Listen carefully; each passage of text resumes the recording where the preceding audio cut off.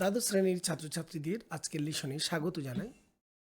Chemical কিনেটিক্সের আজকের আলোচনা যে বিভিন্ন ধরনের রাসায়নিক বিক্রিয়াগুলি আছে, সেই রাসায়নিক বিক্রিয়ার দেখো জটিল হতে পারে বা একক ধাপ সম্পন্ন বিক্রিয়া অর্থাৎ মৌলিক বিক্রিয়া হতে পারে। তো সেই সমস্ত বিক্রিয়ার ক্ষেত্রে আমরা ক্রম বা আণবিকতা কিভাবে প্রকাশ করব, তারপর বিক্রিয়ার ক্রম এবং আণবিকতার মধ্যে কি তফাৎ বা পার্থক্য আছে সেটা আলোচনা করব। রাসায়নিক বিক্রিয়ার যে ক্রিয়া কৌশল, কীভাবে রাসায়নিক বিক্রিয়া ঘটে, তার ইন্টারমিডিয়েটস, রেট ডিটারমিনিং স্টেপ কীভাবে আমরা জানতে পারবো, এই সমস্ত খুব গুরুত্বপূর্ণ বিষয় বা টপিকস নিয়েই আজকের আলোচনা। চলো আজকের আলোচনা শুরু করি রাসায়নিক বিক্রিয়ার প্রকারভেদ নিয়ে।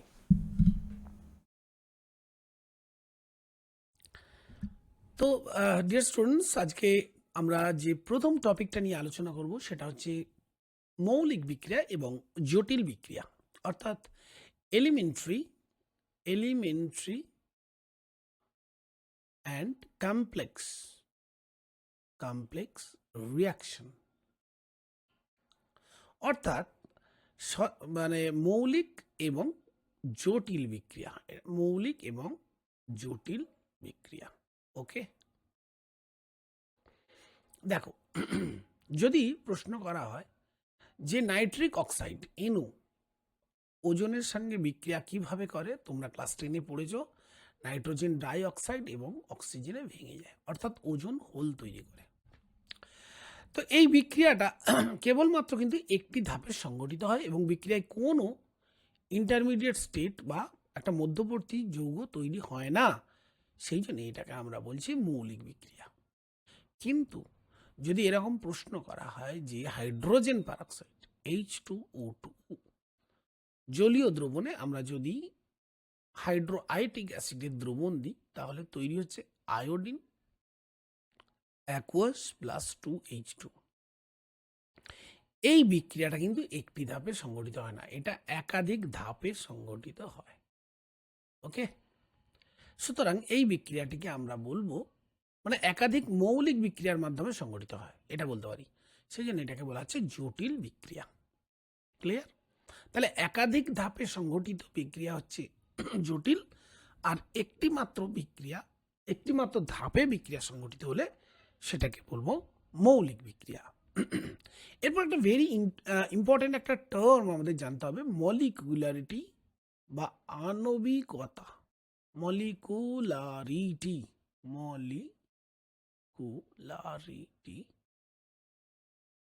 Of a reaction.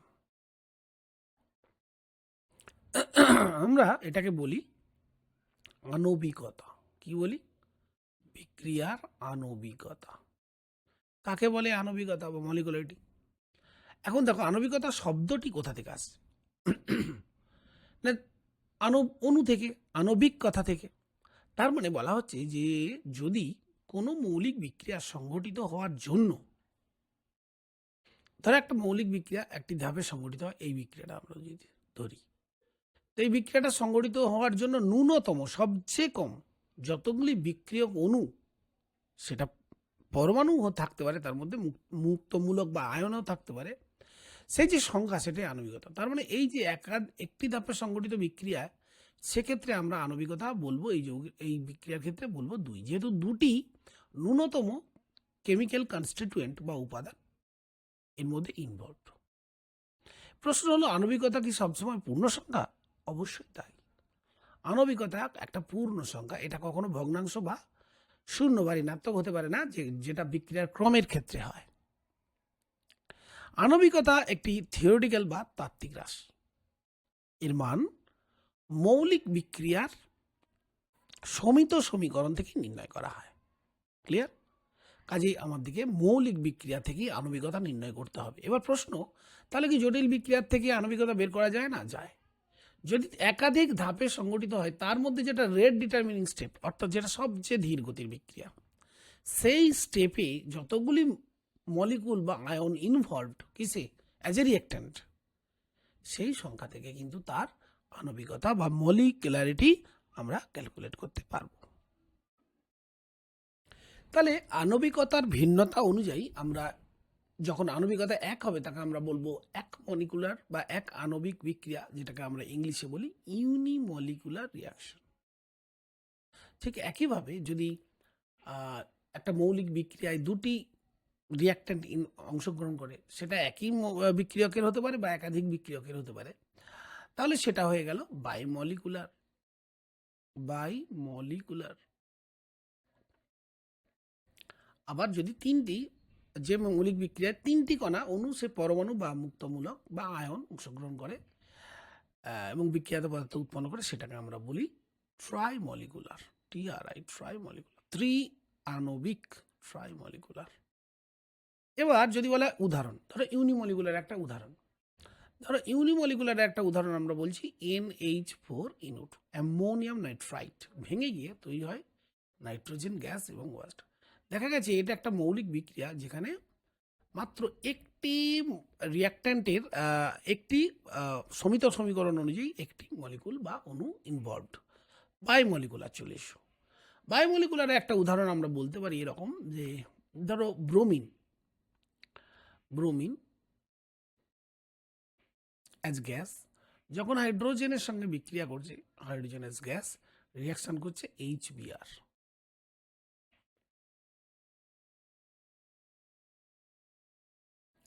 তাহলে এক্ষেত্রে বিক্রিয়াটিতে আমরা দেখছি যে দুটি স্পিসিস ইনভলভ, একটা হচ্ছে হাইড্রোজেন আর একটা হচ্ছে ব্রোমিন, সেই জন্য এটাকে বলা হচ্ছে দ্বি আণবিক।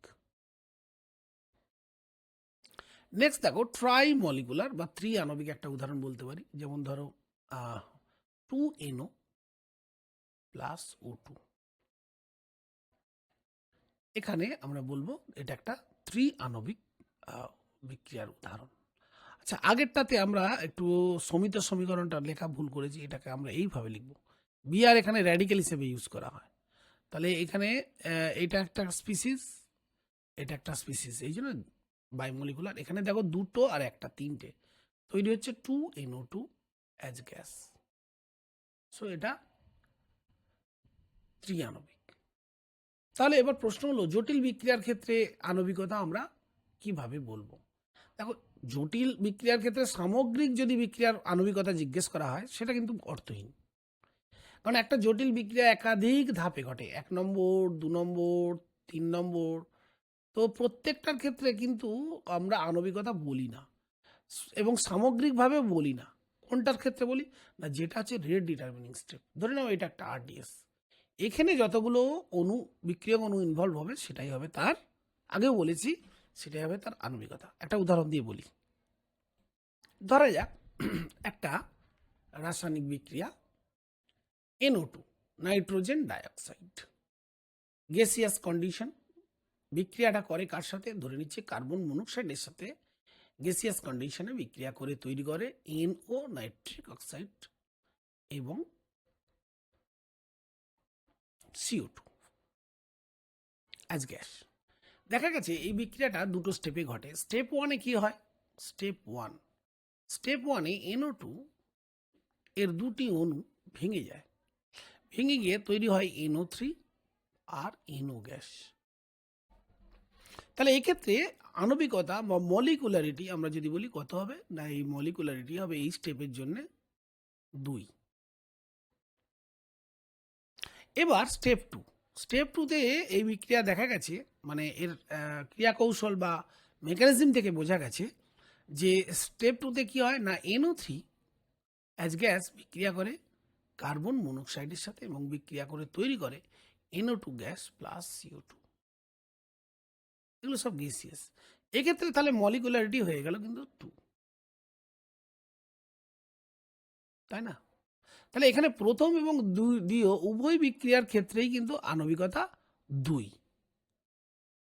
সুতরাং এই বিক্রিয়াটির ক্ষেত্রে স্টেপ 1 বা স্টেপ 2, যেটাই ধীর গতির বিক্রিয়া হোক না কেন, যেটাই রেট ডিটারমিনিং স্টেপ হোক না কেন, আমরা কিন্তু চোখ বুঝিয়ে বলে দেবো এটা একটা দ্বি আণবিক বিক্রিয়া।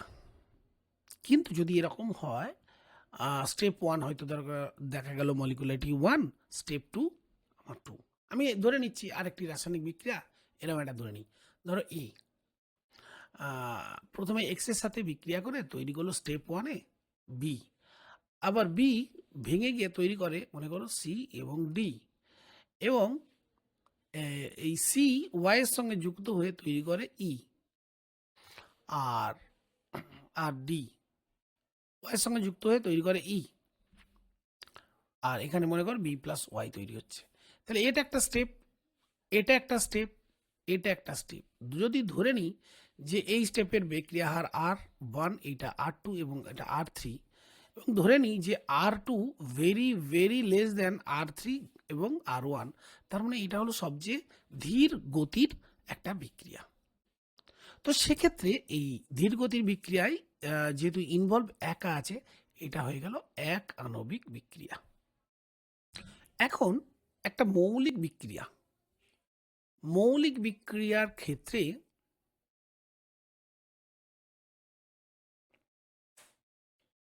হার সূত্র বা রেট ল কিরকম হবে, বা বিক্রিয়া হার সমীকরণ কি হবে, সেটা আমরা এখানে ডিটারমাইন করব। দেখো, মৌলিক বিক্রিয়া এমনি তো সমতাযুক্ত সমীকরণ থেকে আমরা দেখেছি যে প্রথমে সমতাযুক্ত সমীকরণ আমি ধরে নিচ্ছি এ প্লাস বি, একটা সমতাযুক্ত সমীকরণে সি তৈরি হচ্ছে। তো এখানে দেখো দুজন ইনভলভ, যেহেতু এটা মৌলিক বিক্রিয়া অর্থাৎ সিঙ্গেল স্টেপ রিয়াকশন, সেক্ষেত্রে যেহেতু দুজন ইনভলভ, অবভিয়াসলি এর আণবিকতা 2 এবং ক্রমও হবে 2, তাহলে এখানে মলিকুলারিটি কী হতে হবে 2, আর অর্ডার হবে 2। তার মানে কি দাঁড়ালো না, মৌলিক বিক্রিয়ার ক্ষেত্রে আণবিকতা এবং সামগ্রিক যে ক্রম মানে order of the chemical reaction একই হচ্ছে। অর্থাৎ মৌলিক বিক্রিয়ার ক্ষেত্রে কোনো ঝামেলা নেই, আমরা জাস্ট সমতাযুক্ত সমীকরণটা লিখতে পারলেই আমরা তার অর্ডার। এবং আবার মনে করে এরকম একটা বিক্রিয়া,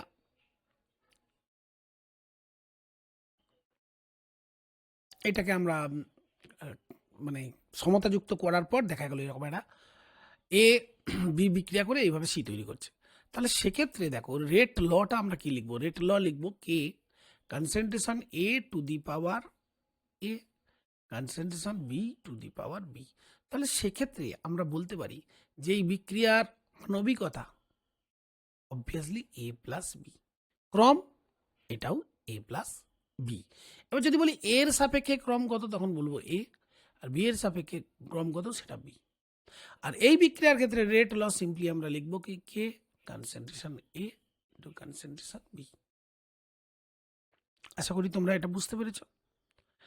নেক্সট আমরা একটু ডিসকাস করে নেব যে অর্ডার আর মলিকুলারিটি এর মধ্যে ডিফারেন্সটা কোথায়। তো দেখো, অর্ডার যদি বলি অর্ডারটা কি, আর মলিকুলারিটি বা আণবিকতা এটাই বা কি। দেখো, প্রথমে বলি অর্ডার।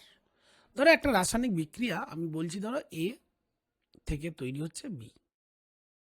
তো আমি এই রাসায়নিক বিক্রিয়ার সমতাযুক্ত সমীকরণ আমি ধরে নিচ্ছি 2a সমান বি।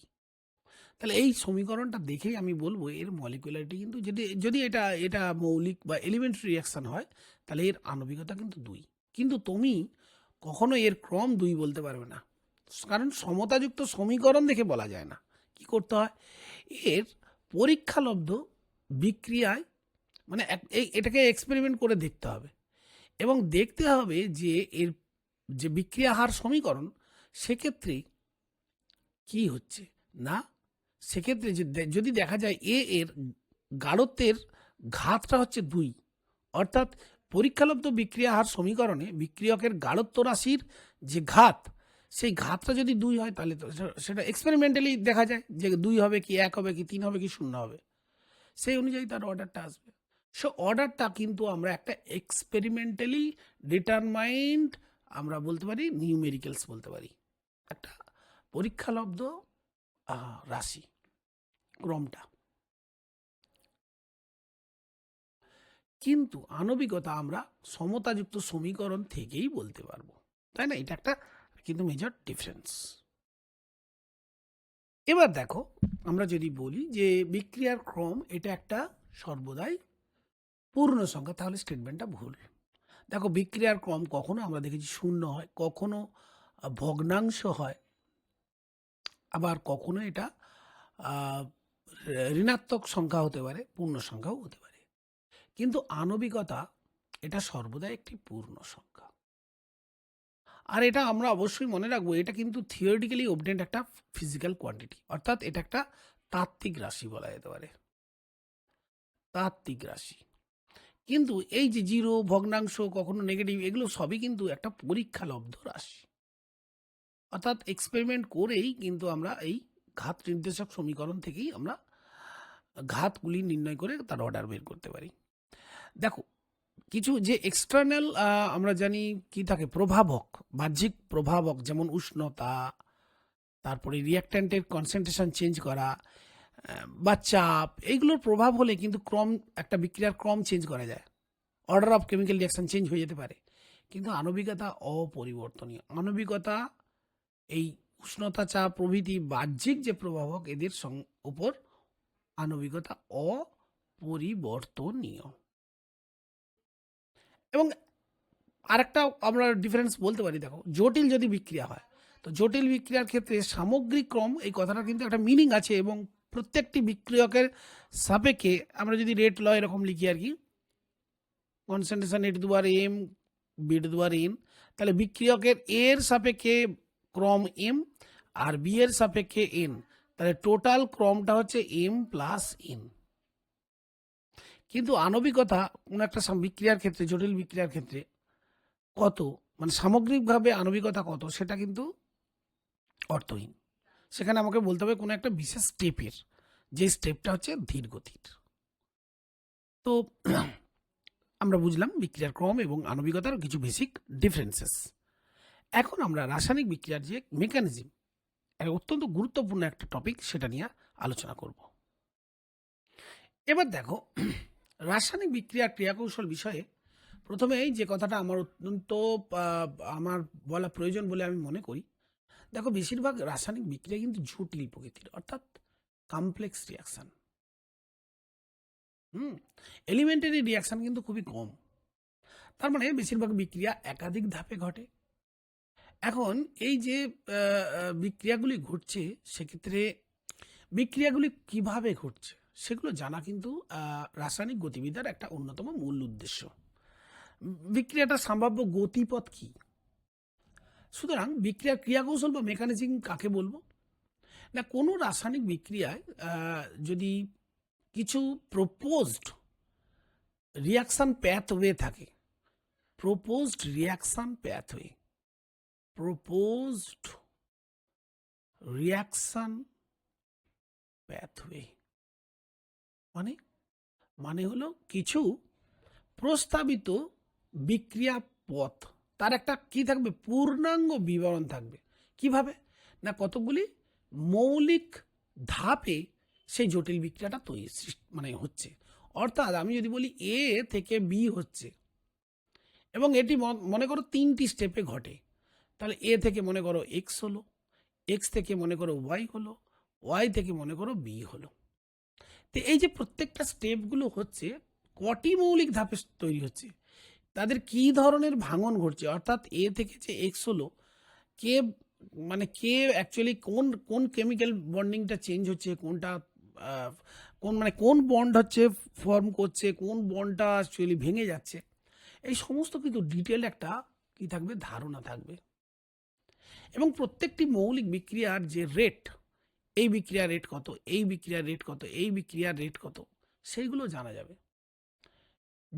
যেগুলো কি হবে না, পরীক্ষালব্ধ বিক্রিয়া হার সমীকরণের সঙ্গে সামঞ্জস্যপূর্ণও হবে। অর্থাৎ এক্সপেরিমেন্টালি আমরা যে রেটটা পাচ্ছি, সেই রেটটাই এখানে কিন্তু মেনশনড হবে। তাহলে কি দাঁড়ালো, যে কোনো রাসায়নিক বিক্রিয়ার প্রস্তাবিত বিক্রিয়া পথের পূর্ণাঙ্গ বিবরণ, যা পরীক্ষালব্ধ বিক্রিয়া হার সমীকরণের সঙ্গে সামঞ্জস্যপূর্ণ, তাকে বিক্রিয়ার ক্রিয়াকৌশল বা মেকানিজম বলে। আমরা কয়েকটা উদাহরণ দিয়ে বিষয়টা বুঝবো। তার আগে আর একটা জিনিস বুঝবো, সেটা হচ্ছে ইন্টারমিডিয়েট। বা মনে করো এটা এ থেকে বি তৈরি হচ্ছে, এখানে এ থেকে প্রথমে কিন্তু এক্স তৈরি হচ্ছে, তারপরে ওয়াই হচ্ছে, তাহলে এক্স আর হচ্ছে ইন্টারমিডিয়েট 1, ওয়াই হচ্ছে ইন্টারমিডিয়েট 2, আর বি হচ্ছে আমার প্রোডাক্ট, আর এ হচ্ছে আমার রিঅ্যাক্ট্যান্ট। তাহলে ইন্টারমিডিয়েট বা অন্তর্বর্তী পদার্থ কাকে বলে না, যদি একাধিক ধাপে কোনো সংগঠিত বিক্রিয়ায় কোনো একটি ধাপে উৎপন্ন পদার্থ যা পরবর্তী ধাপের বিক্রিয়ায় অংশগ্রহণ করে নিঃশেষিত হয় এবং বিক্রিয়ার মূল সমতাযুক্ত সমীকরণে উপস্থিত থাকে না। যেমন এখানে এক্স তৈরি হলো, এক্স পরবর্তী স্টেপে দেখো নিঃশেষিত হলো, কিন্তু এই টোটাল যে রিয়াকশান আমরা যেটা এটা ভেঙে যাচ্ছে, টোটাল যে রিয়াকশান আমরা লিখেছি এই যে এ থেকে এই যে বি, এক্ষেত্রে কিন্তু কোনো এক্স বা ওয়াই এর উল্লেখ নেই। সুতরাং এই এক্স আর ওয়াইকে আমরা বলবো ইন্টারমিডিয়েটস। ক্লিয়ার? আরেকটি গুরুত্বপূর্ণ টার্ম আমাদের এই রাসায়নিক বিক্রিয়ার ক্রিয়া, হ্যাঁ, আরেকটি গুরুত্বপূর্ণ টার্ম এই রাসায়নিক বিক্রিয়ার ক্রিয়াকৌশলে আমাদের জানতে হবে, সেটা হচ্ছে রেট ডিটারমিনিং স্টেপ বা আরডিএস। ধরে নাও একটা বিক্রিয়ায় এ থেকে সি উৎপন্ন হয়। তো ফার্স্ট স্টেপে তৈরি হয় এ থেকে বি, বি এখানে ইন্টারমিডিয়েটস 1 এবং বি থেকে তৈরি হচ্ছে সি। ধরে নিচ্ছি প্রথম স্টেপে রাসায়নিক বিক্রিয়ার হার R1 এবং দ্বিতীয় স্টেপে R2। যদি এই রিলেশনে আমরা দেখতে পাই experimentally R1 less than R2, তাহলে আমরা বলতে পারি যে ফার্স্ট স্টেপটা হচ্ছে ধীরতম। তো এই জন্যে আমরা এটা এইভাবে বলবো যে একাধিক ধাপে যদি সংঘটিত কোনো রাসায়নিক বিক্রিয়ায় সবচেয়ে ধীর গতি সম্পন্ন বা মন্থরতম ধাপ যেটা আমরা দেখছি, সেটাকেই বলছি উক্ত বিক্রিয়ার হার নির্ণায়ক ধাপ বা রেট ডিটারমিনিং স্টেপ। যেমন একটা উদাহরণ নিয়ে বিষয়টা আমরা যদি বুঝে নিই, তাহলে দেখো আমি একটা উদাহরণ দিয়ে বলি। মনে করো এ এবং বি বিক্রিয়া করে একটা ইন্টারমিডিয়েট এক্স উৎপন্ন করে এবং এই এক্স ভেঙে গিয়ে তৈরি করে ওয়াই প্লাস সি। আবার তার মানে ওয়াই এখানে, আচ্ছা, আবার ওয়াই কি করলো, নিজে ভেঙে গিয়ে তৈরি করলো মনে করো ডি। তাহলে মোটের ওপর ওভারঅল রিয়াকশানটা হলো মনে করো এ প্লাস বি থেকে দেখো এক্স এখানে ইন্টারমিডিয়েট যেহেতু তৈরি হচ্ছে, আবার নিজের নিঃশেষিত হয়ে ওয়াই তৈরি করছে, আবার ওয়াই তৈরি হলো নিঃশেষিত হয়ে ডি তৈরি করছে। তাহলে ওভারঅল তৈরি হলো সি প্লাস ডি। আমি ধরে নিচ্ছি যে এই স্টেপের রেট হচ্ছে R1, এটা R2 এবং এটা R3। যদি ধরে নিই যে R1 is very very less than R2 and R3, তার মানে এটা হলো মন্থরতম ধাপ। কোনটা? না, 1 নম্বর ধাপ। সুতরাং 1 নম্বর ধাপ অনুযায়ী এই বিক্রিয়ার সামগ্রিক ক্রম হবে, এক্সপেরিমেন্টালি আমরা মনে করো পেলাম R1 সমান কে কনসেন্ট্রেশন এ টু দি পাওয়ার পেলাম এক্স এবং B to the power y. মানে এক্সপেরিমেন্টালি আমরা একটা রেট ল পেলাম। সেই রেট লটা হচ্ছে দেখা যাচ্ছে এর গাঢ়ত্বের এক্স ঘাতের সঙ্গে এবং বি এর গাঢ়ত্বের ওয়াই ঘাতের সঙ্গে সম্পর্কিত। তাহলে এই মানে রেট ডিটারমিনিং স্টেপ হলো এটা আমার। হ্যাঁ, এই রেট ডিটারমিনিং স্টেপে আমরা এ এবং বি এর যে হার নির্দেশক সমীকরণ, সেখান থেকে আমরা পাচ্ছি যে বিক্রিয়ার ক্রম আসলে হবে এক্স প্লাস ওয়াই এবং এই বিক্রিয়ার আণবিকতা হবে 2, যেহেতু এ এবং বি এইভাবে সমিত সমীকরণ তৈরি করেছে, এ প্লাস বি সমান সি এক্স। তাহলে এইভাবে আমরা কিন্তু ক্রম এবং আণবিকতা জটিল বিক্রিয়ার ক্ষেত্রেও নির্ণয় করতে পারি। তবে জটিল বিক্রিয়ার ক্ষেত্রে আণবিকতা সামগ্রিক ক্রম পাবো না, এটা কোন আরডিএস অর্থাৎ রেট ডিটারমিনিং স্টেপেরই একমাত্র আণবিকতা বের করতে পারবো। চলো পরবর্তী লেসনে আমরা বেশ কিছু প্রশ্ন উত্তর দেখে নেব, এখন এখানেই শেষ করছি।